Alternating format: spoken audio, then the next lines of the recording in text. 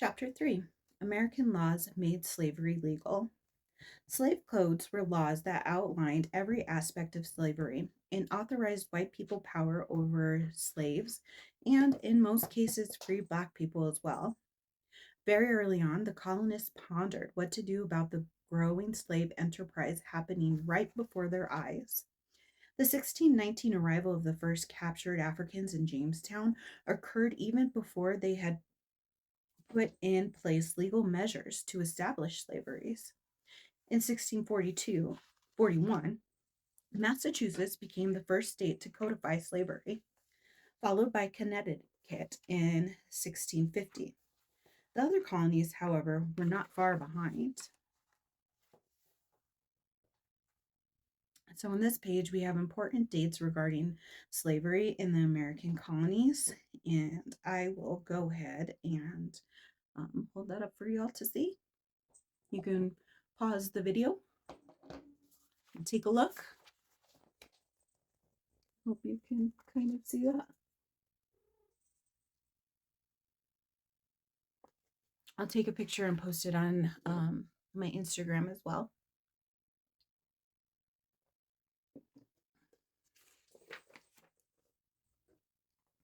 A legal system fueled by a culture of white supremacy. Early colonial laws, followed by slave codes, gave white people the right to treat enslaved people like private property and nothing more. Legal domination over enslaved people was rooted in the belief in white superiority over black people. This false thinking would lead to the development of some of the United States' most inhumane state and national laws.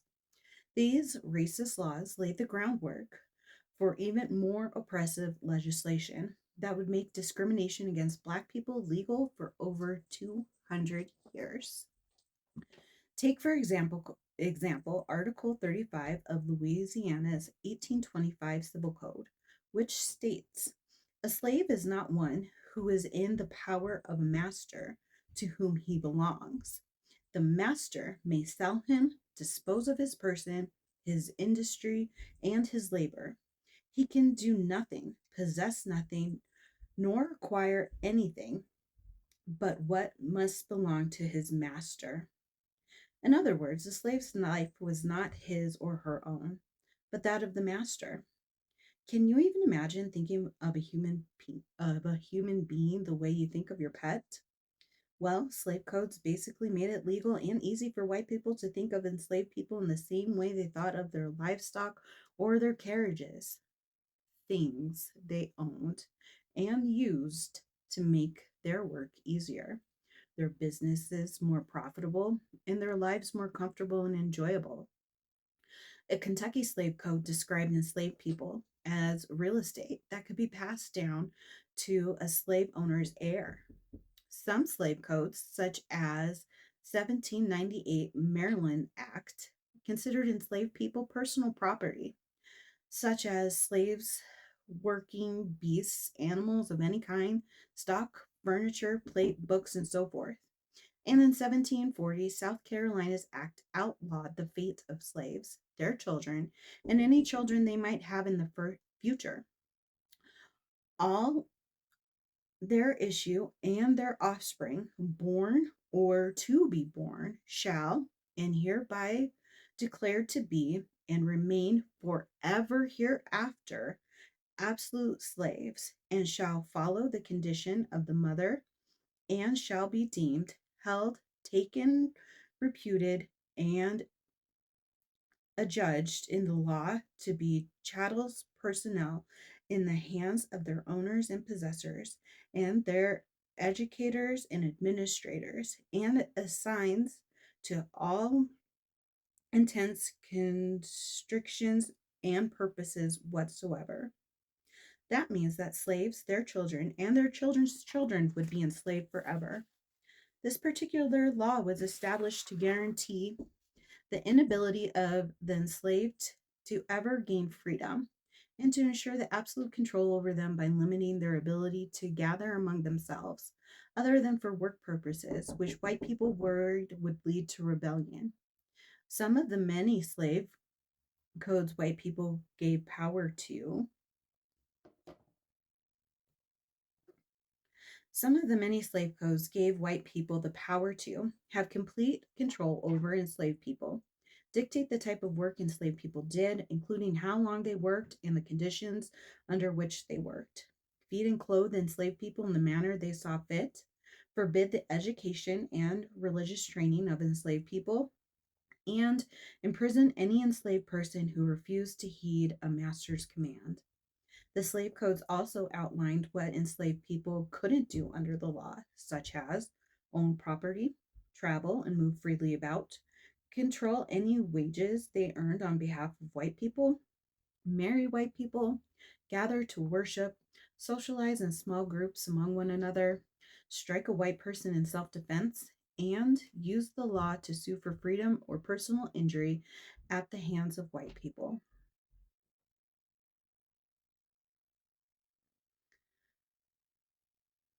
Colonial and later state slave codes, followed by federal laws, governed the institution of slavery and the lives of enslaved people and their descendants, making it virtually impossible for Black people, enslaved or free, to escape white tyranny. White people used their belief in their own supremacy to justify slavery. Many white people actually believed that slavery was good for the captured Africans and the African Americans who were born into slavery.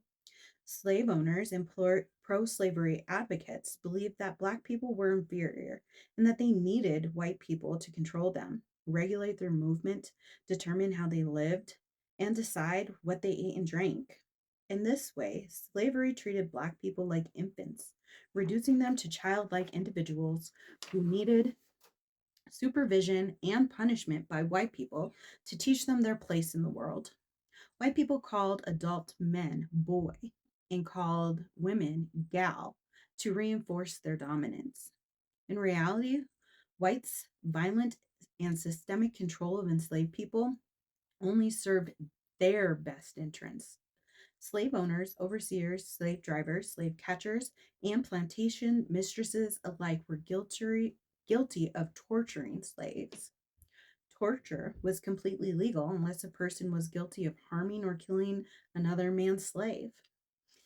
In that case, the crime was against the slave owner and not against the actual victim of the offense, the slave.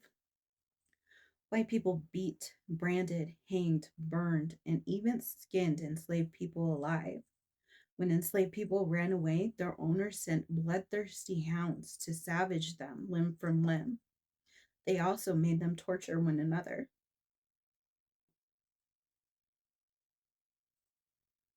An overseer might make a hush an overseer might make a husband whip his wife for an infraction, tearing open the flesh on her back. Pregnant women were not spared either.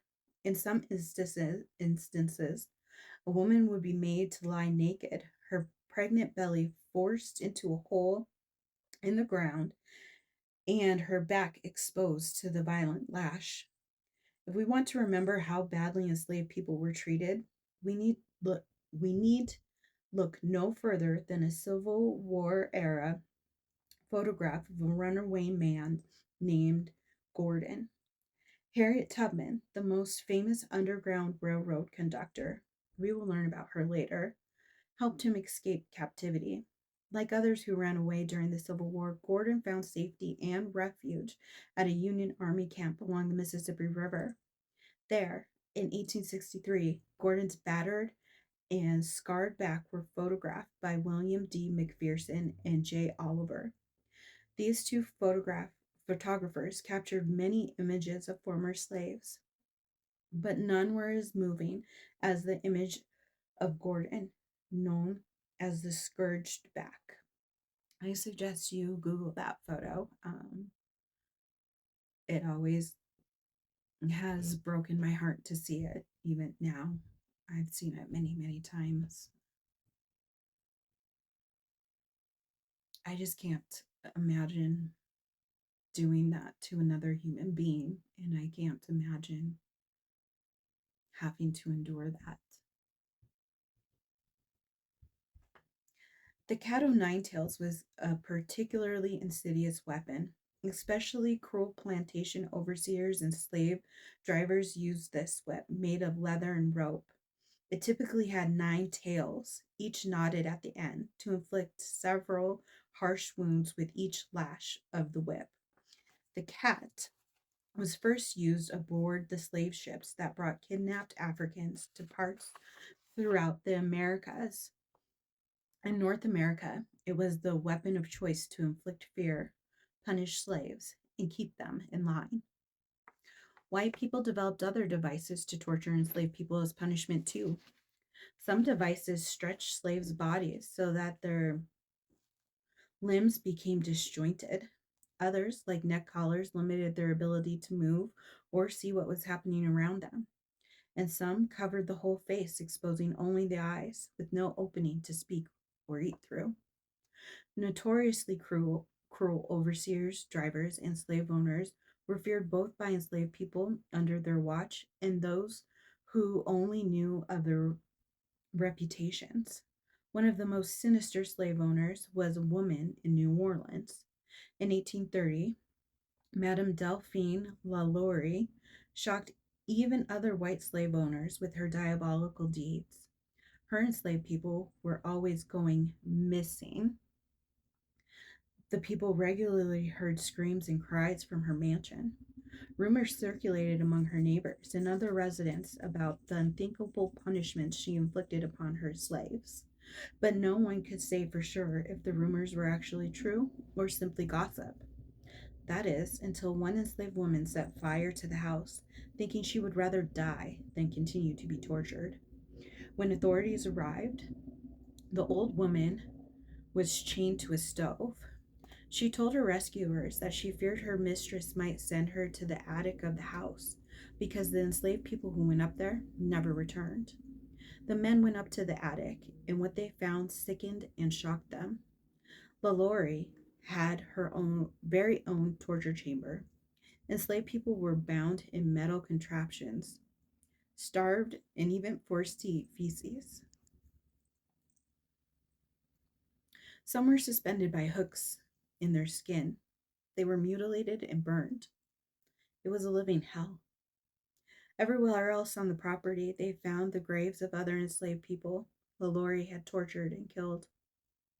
In any other southern state, LaLaurie's extremely cruel treatment of her enslaved people wouldn't have been considered criminal behavior. However, 18th century Louisiana had a unique set of laws governing slavery known as Code Noir or Black Code, which gave enslaved people some rights under the law. For example, enslaved people could marry whom they wanted as long as it was another black person, and their owners had to grant their baptism in the Catholic Church and allow them to attend Mass on Sunday. It also prohibited severe punishment of enslaved people. LaLaurie was ordered to pay fines for her criminal behavior, but before justice could be served, she fled New Orleans. When local residents learned about Madame LaLaurie's extreme cruelty, they stormed her home, destroying many of her belongings and doing great damage to the house as well. That was heavy today. Let's take a deep breath in and out. Give me one more. In and out.